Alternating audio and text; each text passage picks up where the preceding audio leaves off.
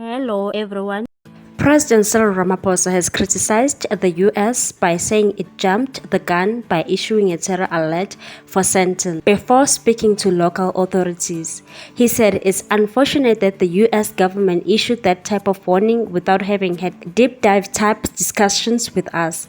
He said law enforcement agencies were working around the clock to verify and look closely at the message from the US Embassy.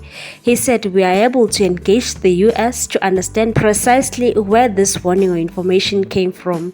We are doing that because warnings such as those cause panic among our people, and South Africans should be best informed by the South African government.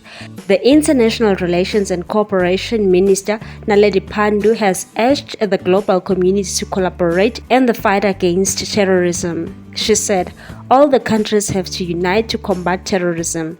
It's exacting a terrible toll in the SADC region, and whatever we can do together, I think we must all pull our security capacities into a united force against terrorists.